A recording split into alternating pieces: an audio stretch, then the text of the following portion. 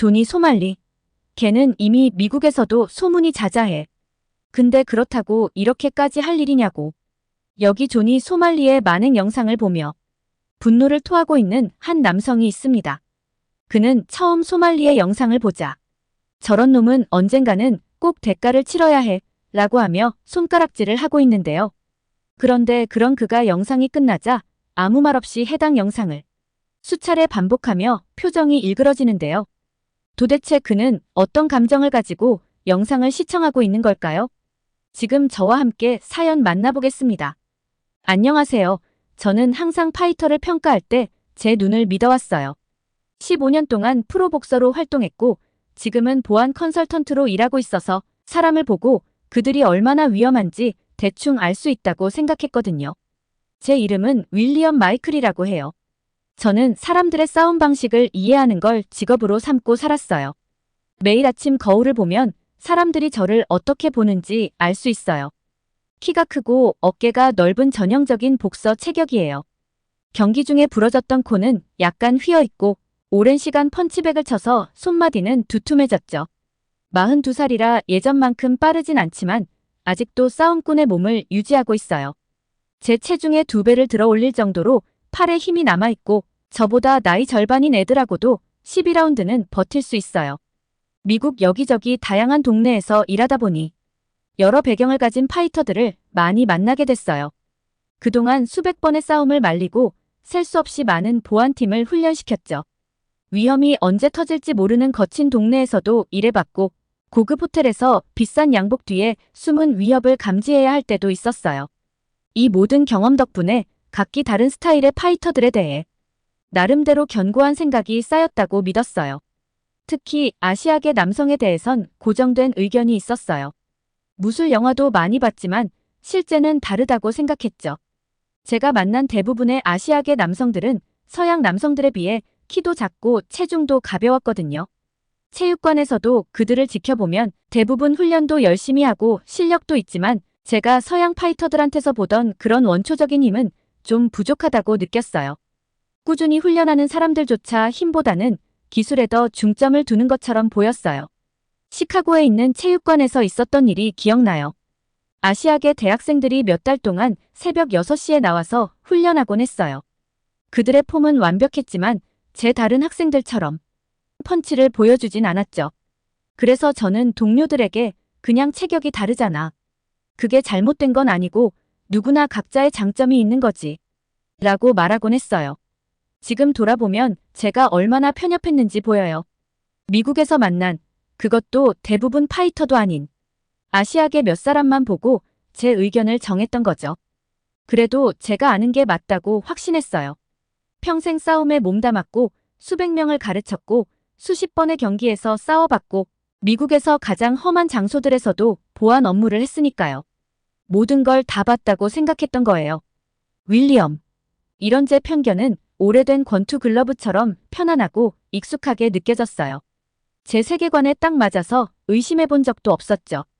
다른 사람들이 아시아에서 온 훌륭한 파이터들 이야기를 해줘도 저는 고개만 끄덕이며 속으로는 미국 복싱링에선 3라운드도 못 버티겠지라고 생각했어요. 제 판단이 맞다고 그렇게 자신 있었어요.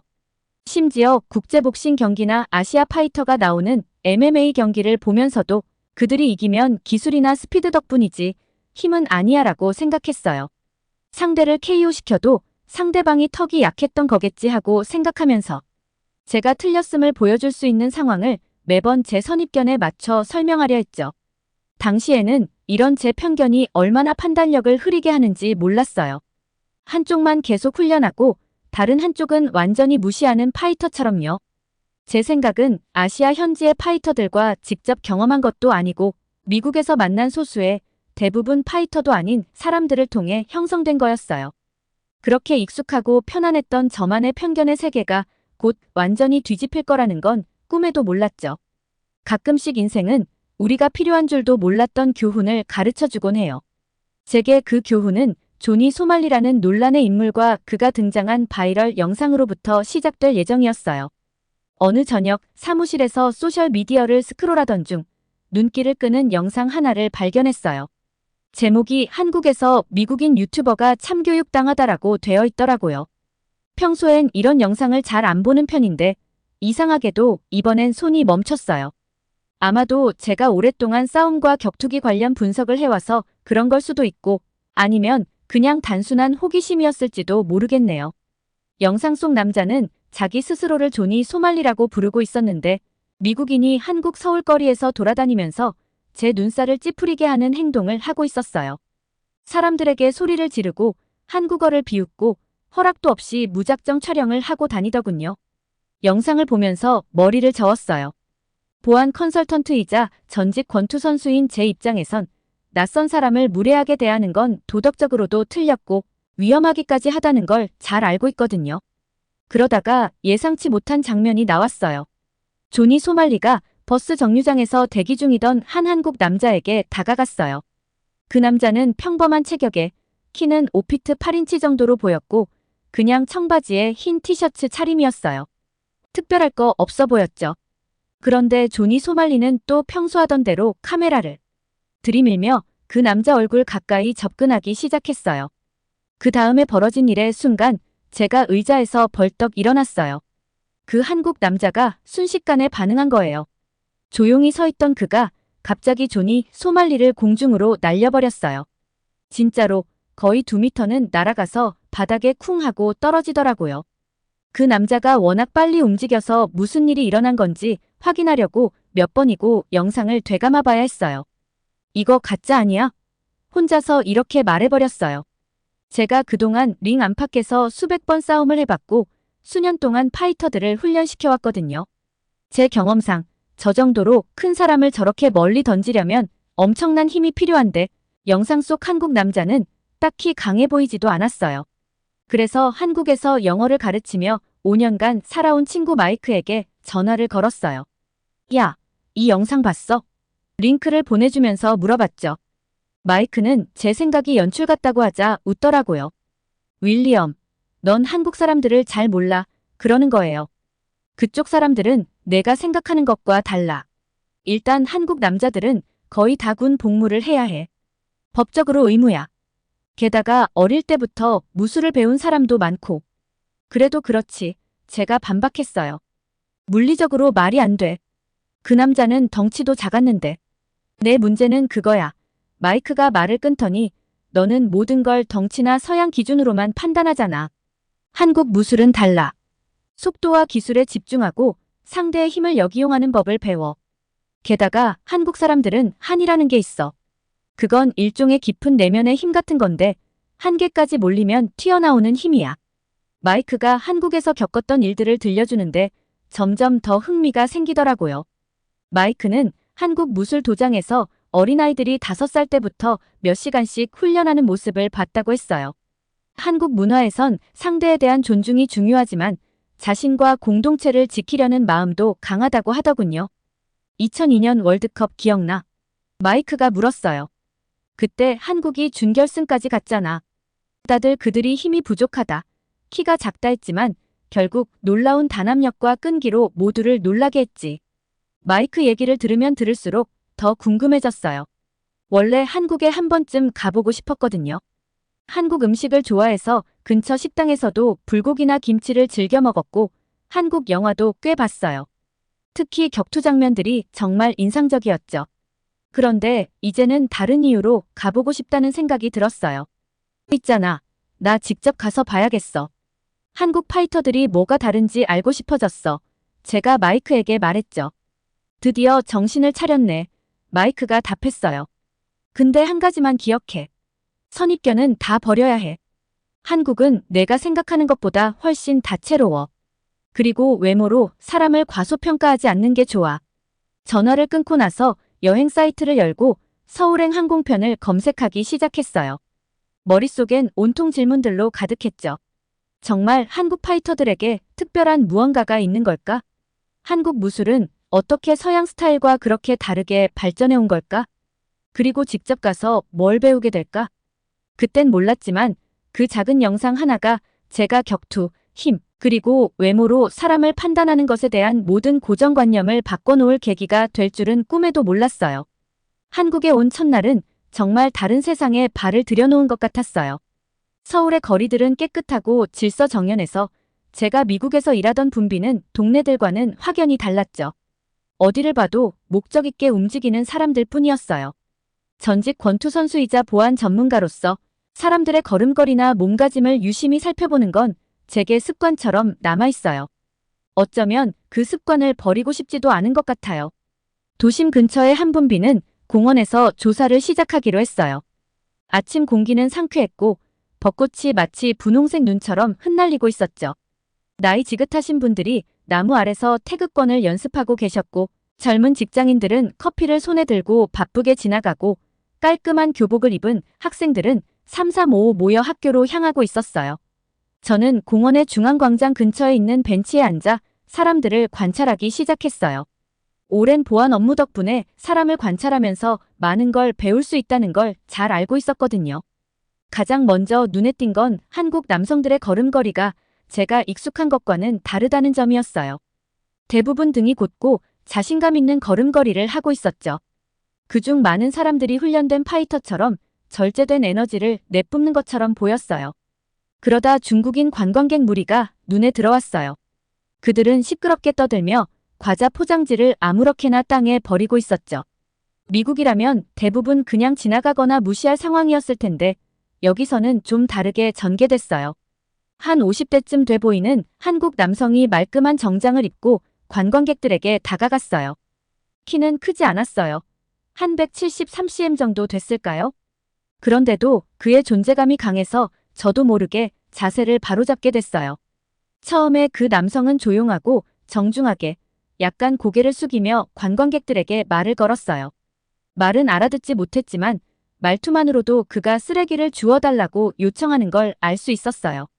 그런데 관광객들은 손을 휘저으며 대수롭지 않게 무시하고 등을 돌린 채 웃어넘기더라고요. 그때 모든 게 바뀌었어요. 그 한국 남성의 몸짓이 순식간에 변했어요. 어깨를 펴고 한 발짝 앞으로 다가서더니 목소리가 단호하고 명령조로 바뀌었어요. 마치 군인이 명령을 내리는 것 같았죠. 소리를 지르는 것도 아니었는데 그의 목소리는 광장을 가로질러 분명하게 들렸어요. 주변에 있던 다른 한국인들도 이 상황을 주목하기 시작했는데 모두들 등허리를 조금 더 꼿꼿하게 세우며 만약 필요하다면 그를 도울 준비가 되어 있는 듯한 분위기였어요. 관광객들도 그 에너지를 느낀 모양인지 웃음을 멈추고 서로 불안한 눈빛을 주고받았어요. 그 한국 남성은 완벽하게 정중한 자세로 서서 기다리고 있었어요. 그의 자세에서 뭔가를 알아차릴 수 있었죠. 이 사람은 단순히 화가 난 시민이 아니었어요. 몸을 잘 다루는 사람이라는 게 본능적으로 느껴졌어요. 그의 발은 단단히 땅에 붙어 있고 몸의 무게는 균형 잡혀 있었어요. 손은 편안하게 옆에 두고 있었지만 언제든지 움직일 준비가 된 자세였죠. 길게 느껴진 1분 후 관광객 중 한 명이 중얼거리며 쓰레기를 줍기 시작했어요. 나머지도 서둘러 따라했죠. 그 한국 남성은 그들이 쓰레기를 모두 주울 때까지 가만히 지켜보다가 모든 일이 끝나자마자 엄격했던 표정을 풀고 그들에게 가벼운 목례를 한 뒤 정중하게 말을 한마디 건네고는 자리를 떠났어요. 저는 정말 흥미로웠어요. 보안 일을 하면서 수많은 대치 상황을 봐왔지만 대개는 아무 일 없이 끝나거나 폭력으로 이어지기 마련이었거든요. 하지만 이건 달랐어요. 절제되었고 효과적이었으며 단 한 번의 공격적인 행동 없이 해결됐죠. 그날 오후 한국의 온라인 커뮤니티가 어떻게 반응하는지 확인해 보고 싶었어요. 조니 소말리 사건을 보면서 한국인들이 공동체에 대한 무례를 얼마나 빠르게 감지하고 대응하는지 느낄 수 있었거든요. 그래서 번역 앱을 이용해 한국 포럼에 모퉁이 사진 한 장을 올렸어요. 조니 소말리와 관련 있다는 말을 하진 않았지만 약간 그런 느낌을 풍기도록 했죠. 반응은 대단했어요. 몇 분 만에 상세한 답변들이 쏟아지기 시작했어요. 한국 사용자들은 단순히 장소만 알아낸 게 아니라 정확한 주소와 주변 랜드마크, 그리고 가장 빠르게 가는 지하철 노선까지 알려줬어요. 심지어 각도마다 다른 풍경 사진을 올려주기까지 했죠. 그들의 조직력과 효율성은 정말 놀라웠어요. 호텔로 돌아가는 길에 오늘 본 것들을 곱씹어봤어요. 공원에서 만난 한국 남성은 신체적 힘을 쓰지 않았지만 그의 존재만으로도 충분히 존경을 받았죠. 그리고 온라인 반응을 보면서 이게 단순히 개인의 힘에 관한 게 아니라는 걸 깨달았어요. 공동체를 지키기 위한 한국인들의 마음가짐이었죠. 그들은 직접적으로든 온라인이든 언제든지 공동체의 가치를 지키기 위해 나설 준비가 되어 있는 듯 했어요.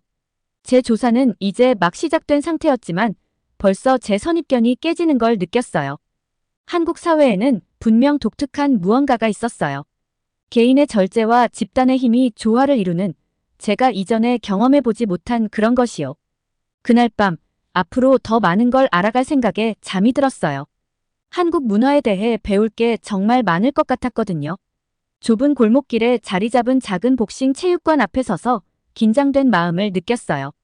벽돌 건물 두 채 사이에 숨어있는 이곳, 문 위에 달린 간판에는 타이거 스피릿 복싱이라는 글자가 한글과 영어로 적혀 있었어요. 친구가 이 체육관을 추천해주면서 한국의 진짜 싸움 정신을 맛볼 수 있을 거라고 했거든요. 수많은 체육관을 다녀봤는데도 이곳에 들어서기 전에는 심장이 조금 더 빠르게 뛰는 걸 느꼈어요. 문을 열고 들어가자 익숙한 가죽 냄새와 땀 냄새가 코를 찔렀어요. 미국에서 다니던 번쩍이는 체육관들과는 다르게 이곳은 아주 소박했어요. 반짝거리는 기계나 화려한 장비 같은 건 없었고 대신 오래된 샌드백들이 천장에서 매달려 있고 가운데엔 단순한 링이 하나 있었으며 벽 쪽엔 기본적인 웨이트 기구들만 있었어요. 스피드백에서는 파이터들이 타이밍을 맞추며 꾸준한 리듬으로 소리를 내고 있었어요. 하지만 제 시선을 사로잡은 건 그곳의 파이터들이었어요. 대부분 제 키보다 훨씬 작았어요. 제가 6피트 2인치 약 188cm인데 적어도 한 머리 정도는 차이가 났죠. 그런데 그들이 움직이는 모습이 뭔가 달랐어요. 던지는 펀치 하나하나, 밟는 스텝 하나하나에서 수년간의 연습이 느껴졌어요. 마치 고양이처럼 부드럽고 절제된 동작으로 언제든지 공격할 준비가 되어 있는 것 같았어요. 체육관 주인인 성민 씨가 다가와 인사를 건넸어요. 나이는 40 중반쯤 되어 보였고 짧은 검은 머리에 눈가엔 웃음 주름이 있었어요. 키는 크지 않았어요. 아마 약 173cm쯤 될까 했는데 몸은 근육보다는 강철 같은 힘줄로 이루어진 것 같았어요. 악수를 나누는데 그의 소나기는 단단하지만 공격적이진 않았어요. 따뜻하게 미소를 지으며 영어로 인사했어요. 타이거 스피릿에 오신 걸 환영합니다. 훈련하러 오셨나요? 저는 프로복서로서의 경험과 한국의 격투 스타일에 대한 호기심을 이야기했어요. 성민 씨의 눈빛이 흥미로워졌어요. 스파링 해보시겠어요? 라고 물었어요. 진지한 건 아니고 그냥 기술을 교환하는 친선 경기 정도로요. 저는 너무 빨리 수락해버렸어요. 지금 생각해보면 여전히 제 예전 생각을 가지고 있었던 거죠. 제 체격이나 프로 경험이 쉽게 우위를 줄 거라고 생각했거든요. 하지만 그건 큰 착각이었어요. 체육관 옷으로 갈아입고 링에 올라섰어요. 다른 파이터들이 하던 걸 멈추고 저를 쳐다보더라고요. 성민 씨도 간단한 검정 반바지와 흰 티셔츠 차림으로 링에 올라왔어요. 서로 글러브를 맞대고 경기가 시작됐어요. 처음 1부는 서로 탐색하는 시간이었어요. 저는 가볍게 잽을 던지며 그의 방어를 시험해봤어요. 그런데 성민 씨는 마치 물처럼 제 펀치를 유연하게 피했어요. 뱀처럼 작은 머리 움직임으로 제 공격을 피했죠. 불필요한 동작이 하나도 없었어요. 모든 움직임이 정확하고 목적이 있었어요. 자신감이 생긴 저는 그에게 진짜 힘을 보여주고 싶었어요. 제가 자주 쓰는 조합으로 잽에 이어 스트레이트 라이트, 그리고 레프트 훅을 던졌어요. 이 조합으로 미국에서 많은 승리를 거뒀거든요. 그런데 성민 씨는 그걸 읽고 있었어요. 제 잽을 피하고 스트레이트 옆으로 들어오더니 어느새 그의 주먹이 제 갈비뼈에 꽂혔어요. 통증이 날카롭고 즉각적으로 밀려왔어요. 갈비뼈에 맞아본 적이 많지만 이번엔 뭔가 달랐어요. 금속 막대에 맞은 듯한 느낌이었어요. 숨을 고르려 했지만 성민 씨는 틈을 주지 않았어요. 그는 전통 복싱의 태권도 동작을 섞어서 서양 복싱과는 다른 발놀림을 보여줬어요. 나중에 알게 된 사실이었죠. 그 다음 일은 솔직히 아직도 흐릿해요. 성민 씨는 번개 같은 펀치를 연속으로 날렸어요. 하나하나가 정확하게 꽂혔어요. 막아보려 했고 반격해보려 했지만 그는 항상 한 발짝 앞서 있었어요. 마지막으로 그의 왼손 훅이 정확하게 맞았고 어느새 천장을 바라보며 링 바닥에 누워있는 저 자신을 발견했어요. 체육관은 완전히 조용해졌어요. 제 거친 숨소리와 천장 선풍기의 작은 소리만 들렸어요. 성민 씨가 곧바로 제 옆에 무릎을 꿇고 괜찮냐고 물어봤어요. 그의 얼굴엔 승리의 표정이 아닌 진심 어린 걱정이 묻어났어요.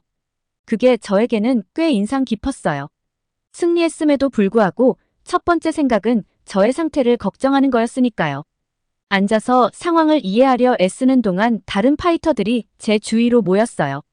그들의 얼굴엔 조롱도 없었고 제 패배를 비웃는 표정도 없었어요. 오히려 그들의 눈빛엔 존경이 담겨 있었어요. 스승인 성민 씨의 실력에 대한 존경과 링에 오른 제 용기에 대한 존경이요. 자존심은 몸보다 더 크게 다쳤지만 그와 동시에 뭔가 다른 감정이 생겨나고 있었어요. 존경과 호기심이었죠. 단 5분의 스파링으로 성민 씨는 제 한국 파이터들에 대한 인식을 완전히 바꿔놓았어요. 제가 배울 것이 분명히 많이 있다는 걸 깨달았어요. 다시 일어나 성민 씨에게 고개를 숙여 인사했어요. 다른 파이터들이 하는 걸 본 동작이었죠. 성민 씨도 미소를 지으며 고개를 숙여 인사했고 저를 작은 휴식 공간으로 안내했어요. 링에서 걸어나가면서 이번 체육관 방문이 단순한 경험이 아니라 더 큰 배움의 시작이라는 걸 깨달았어요. 체육관 구석에 있는 작은 나무 테이블에 앉으니 쑤시는 근육들이 저릿하게 아팠어요. 제가 앉은 금속 접이식 의자가 삐걱거리는 소리를 냈고 갈비뼈는 성민이 정확하게 날린 펀치 때문에 욱신거렸어요. 왼쪽 뺨에는 멍이 생길 것 같았고요. 성민은 따뜻한 미소를 지으며 한국식 인스턴트 커피가 담긴 종이컵을 건넸어요. 익숙한 향이 고향에서 마시던 커피를 떠올리게 했지만 왠지 이번에는 느낌이 달랐어요. 아마도 방금 매트 위에서 스스로에 대해 깨달은 것들 때문이겠죠. 잘 싸우더군요. 성민이 또박또박 영어로 말했어요. 하지만 한국 사람들에 대해 잘못된 생각을 가지고 왔죠? 저는 고개를 끄덕이며 뜨거운 커피를 한 모금 마셨어요. 달콤한 맛이 자존심 상한 마음을 조금 누그러뜨려줬어요. 맞아요. 제가 인정했어요. 저는 다 알고 있다고 생각했어요. 15년 동안 복싱을 해왔고 세계 곳곳의 사람들과 훈련해봤으니까요. 하지만 오늘 제가 얼마나 틀렸는지 알게 됐어요. 성민은 몸을 앞으로 기울이며 테이블 위에 팔꿈치를 올렸어요. 위쪽 형광등 불빛이 그의 얼굴에 그림자를 드리워 더 나이 들고 현명해 보이게 했어요. 한국에서는 이런 말이 있어요. 바람에 흔들리는 갈대가 거센 바람에 저항하는 참나무보다 더 강하다. 무슨 뜻인지 알겠어요? 저는 우리가 스파링할 때 그가 보여준 유연하면서도 강력한 움직임을 떠올렸어요. 알 것 같아요. 유연하지만 강하다는 거죠. 맞나요? 맞아요. 그가 미소 지으며 대답했어요. 하지만 그 이상의 의미가 있어요. 우리 문화 전체를 말하는 거예요.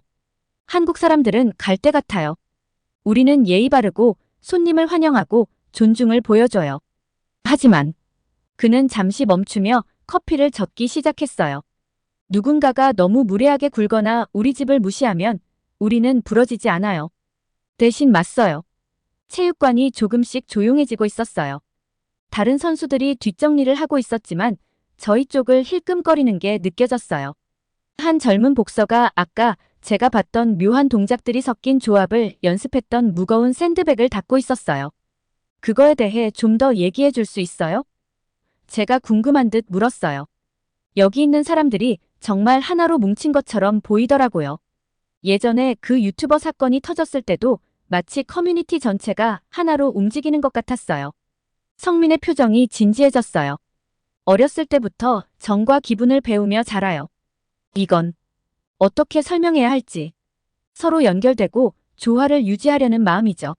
누군가 이 조화를 깨뜨리면 모두에게 영향을 미쳐요. 그래서 우리는 함께 나서요. 그는 일어나서 사진이 빼곡히 붙어있는 벽으로 걸어갔어요. 저도 근육들이 아프다고 항의하는 듯 했지만 따라갔어요. 사진에는 체육관에서 여러 세대의 파이터들이 함께 찍은 모습과 함께 지역 사회 행사, 축하 자리, 군복무 사진들도 있었어요. 여기 봐요. 성민이 한 단체 사진을 가리켰어요. 이 사람들은 군대에서 함께 복무했어요. 한국에서는 모든 젊은 남자가 군대에 가야 해요. 규율을 배우기도 하지만 더 중요한 건 다른 사람들에 대한 책임감을 배워요. 한 사람의 행동이 전체에 영향을 미친다는 걸 배우죠. 저는 사진 속 사람들의 얼굴을 자세히 봤어요. 오늘 링에서 봤던 것과 같은 결연한 표정들이 보였어요. 그래서 다들 이렇게 싸움을 잘하는 건가요? 성민이 웃음을 터뜨렸어요. 체육관에 울리는 따뜻한 웃음소리였어요. 아니에요. 우리가 싸움을 잘하는 건 열심히 훈련해서 그런 거죠.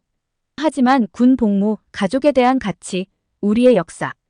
이런 것들이 우리가 싸우는 방식을 형성해요. 우리는 자존심 때문에 싸우지 않아요. 소중한 걸 지키기 위해 싸우죠. 그가 저를 똑바로 바라보며 말했어요. 오늘 체육관에 들어왔을 때 당신이 우리를 어떻게 바라봤는지 알아요. 작은 체구의 아시아 남자들을 보고 어떻게 될지 이미 알고 있다고 생각했겠죠. 하지만 힘은 단순히 크기나 근육에서 나오는 게 아니에요. 마음에서 나오고 공동체에서 나오고 존중에서 나오는 거예요. 저는 얼굴이 뜨거워지는 걸 느꼈지만 성민은 제 어깨를 툭툭 두드렸어요. 괜찮아요. 배운 거잖아요. 한국에 온 이유가 그거 아니었어요? 소문이 아니라 진짜를 배우려고 온 거? 맞아요. 제가 대답했어요. 그리고 오길 잘했어요. 그런데 한 가지는 아직도 잘 모르겠어요. 이렇게 따뜻하게 환대하면서도 어떻게 그렇게 강할 수 있나요? 성민은 다시 테이블로 돌아가 커피를 한 잔씩 더 따라줬어요. 간단해요. 우리는 남이 우리를 대하는 방식 그대로 대할 뿐이에요. 존중하면서 오면 친구가 되죠. 그런데 그 유튜버처럼 무례하게 오면 그는 어깨를 으쓱했어요. 다른 걸 얻게 되겠죠. 뒷정리하던 젊은 복서가 작은 과자들을 가져왔어요. 제가 한 번도 본 적 없는 한국 과자들이었어요. 과자를 한 입 베어 물며 은은한 단맛을 느끼자 이 나라와 이 사람들에 대해 제가 얼마나 잘못 알고 있었는지 깨달았어요. 알아요. 성민이 말을 이었어요. 힘은 단순히 싸우는 게 아니에요. 옳은 것을 위해 일어서는 거고 공동체를 지키는 거고 존중을 보여주는 거예요. 그리고 당연히 그 존중을 요구하는 거죠. 오늘 스파링에서 본 건 단순한 기술이 아니었어요. 우리 생각 방식 전체였던 거예요. 체육관을 한 번 더 둘러보며 다시 보게 된 모습들이 눈에 들어왔어요. 낡은 장비, 닳아버린 매트, 색이 바랜 벽의 사진들 이곳은 뽐내거나 증명하기 위한 게 아니었어요. 공동체, 가치, 그리고 신체적 강함을 뛰어넘는 깊은 힘에 대한 공간이었어요. 저는 몸이 뻐근한 채로 저녁이 끝나갈 무렵 체육관을 떠날 준비를 하면서 성민이 종이에 무언가를 적어 저에게 건넸어요. 내일도 와요. 배울 게 아직 많아요. 쌀쌀한 한국의 밤거리로 나오며 몸은 아프지만 머리는 맑아졌어요. 저는 싸움 실력에 대한 답을 찾으러 왔지만 존중, 공동체, 그리고 진정한 힘의 의미에 대해 훨씬 더 귀중한 것을 배우고 있단 걸 깨달았어요. 성민이랑 스파링한 다음 날 아침 호텔방 발코니에 앉아서 서울 위로 떠오르는 해를 바라보고 있었어요. 어제 받은 교훈 덕에 갈비뼈가 아직도 욱신거렸지만 그 아픔 속에 지혜가 담겨 있었어요. 커피를 홀짝이며 그동안 내가 한국과 한국 사람들에 대해 얼마나 잘못된 생각을 갖고 있었는지 깨닫게 됐죠. 몇 년 동안 저는 좀 부끄러울 정도로 편견을 품고 있었어요. 사람을 겉모습만 보고 그 사람의 강함을 판단할 수 있다고 생각했어요. 어디 출신이냐가 그 사람의 강인함을 결정한다고 믿었었죠. 그런데 이제는 아니에요. 한국에서 지내면서 진정한 강함은 여러 형태로 존재한다는 걸 배웠거든요. 폰을 꺼내서 여행 동안 찍어둔 사진들을 하나씩 살펴봤어요. 쓰레기를 버리는 사람들에게 당당히 맞섰던 한국 남자를 봤던 공원 사진도 있었고 성민이 한국 파이터에 대한 내 인식을 완전히 바꿔준 복싱 체육관 사진도 있었어요. 각 사진은 용기와 존중, 공동체 정신을 담은 하나의 이야기였죠. 성민이랑 했던 스파링 장면이 계속 머릿속에서 맴돌았어요. 체육관에 들어설 때만 해도 제 덩치가 큰 도움이 될 거라 자신했거든요. 그런데 성민의 빠른 움직임과 강력한 펀치에 충격을 받았어요. 강함이란 게 단지 근육 크기에서 나오는 게 아니라는 걸 알게 됐죠. 그건 기술, 훈련, 그리고 오랜 시간 쌓아온 노력이었어요. 그날 오후 서울 동네를 산책하면서 그동안 보지 못했던 것들을 눈여겨보게 됐어요. 작은 공원에서 나이 지긋하신 분들이 공공운동기구에서 놀라운 힘과 유연함으로 운동하는 모습을 봤고 횡단보도에서 한 젊은 회사원이 할머니의 무거운 장바구니를 계단 위까지 들어 올려주는 모습도 보았죠. 이런 사소한 행동들이야말로 근육에서 나오는 게 아닌 타인과 공동체를 돌보는 강함이라는 걸 느꼈어요. 점심을 먹으려고 현지 식당에 들렀어요. 키가 제 어깨에도 못 미치는 할머니. 사장님이 커다란 찌개 냄비를 거뜬히 옮기면서 분주한 식당을 마치 잘 훈련된 지휘관처럼 운영하고 계셨어요. 그분의 동작은 체계적이고 목적이 분명했어요. 꼭 링에서 성민이 움직이던 모습처럼요. 이곳 한국에서는 이런 능력 있는 모습이 체육관에만 있는 게 아니었어요. 폰에 알림이 울렸어요. 예전에 관심을 끌었던 문제야. 존이 소말리의 새 영상이 올라왔더라고요. 예전 같았으면 좀 회의적인 시선으로 봤을 텐데 이제는 그가 한국 남자에게 던져지는 걸 의심했던 제 자신이 부끄럽기만 했어요. 이제는 한국의 강함이 어떤 모습인지 직접 체험했으니까요. 성민이 한국 문화에서 존중의 의미에 대해 해줬던 말이 떠올랐어요. 우린 평화를 사랑하는 사람들이에요. 하지만 우리 공동체를 무시하는 사람은 용납하지 않아요. 이게 단순한 말이 아니라는 걸 이제는 알겠어요. 내가 만난 한국 사람들은 정말 친절하고 환대해 주었지만 동시에 뚜렷한 경계가 있었어요. 공원에서 쓰레기를 버리는 사람에게도 한국 문화를 무시하는 문제아에게도 당당히 맞서는 모습을 보여줬거든요. 모든 한국 남성이 거쳐야 하는 군 복무도 이제는 더 잘 이해할 수 있을 것 같았어요. 단순히 싸우는 법을 배우는 게 아니라 훈련을 통해 규율과 팀워크, 그리고 공동체에 대한 책임감을 배우는 거였죠. 이런 가치들은 지하철에서 사람들이 질서 있게 줄을 서는 모습부터 어려운 일이 닥쳤을 때 이웃들이 신속하게 서로를 돕는 모습까지 한국 사회 곳곳에서 나타났어요. 한국에서의 시간이 끝나갈 때쯤 짐을 싸면서 마음이 꽤 무겁더라고요. 가방은 기념품으로 가득 찼지만 가장 소중한 건 가방에 담을 수 없는 배움들이었어요. 저는 강함과 싸움에 대해 다 안다고 생각하며 한국에 왔지만 여기서 내가 알고 있던 건 정말 일부분에 불과했어요. 마지막 날 밤 성민의 체육관을 다시 찾아 작별 인사를 했어요. 제가 넘어지는 걸 지켜봤던 파이터들이 이제는 친구처럼 대하며 운동 후에 함께 식사를 나누고 한국어 단어도 가르쳐 주더라고요. 제가 얼마나 많은 걸 배웠는지 말하자 성민이 미소 지으며 제 어깨를 톡톡 쳤어요. 기억하세요. 그는 말했어요. 진짜 강함은 주먹에만 있는 게 아니에요. 마음과 머리, 그리고 공동체 속에 있는 거예요. 다음 날 인천공항에서 비행기가 이륙할 때 아래로 보이는 도시의 불빛을 바라보며 그동안 만났던 사람들을 떠올렸어요. 공원의 수호자, 체육관의 파이터들, 식당 사장님, 그리고 그 외에도 많은 사람들. 그들 모두가 제 편견을 허물어주고 소중한 가르침을 주었어요. 이제 한국에서의 여정은 단순히 싸움 기술을 배운 게 아니라는 걸 깨달았어요. 겉모습을 넘어서는 법, 다른 문화를 존중하는 법, 그리고 강함이 여러 형태로 존재한다는 걸 배웠죠. 구름 속으로 비행기가 점점 올라갈 때 이 배움들을 돌아가서 다른 사람들과 나누기로 다짐했어요. 편견을 없애는 가장 좋은 방법은 직접 겪고 배운 진실을 나누는 거니까요.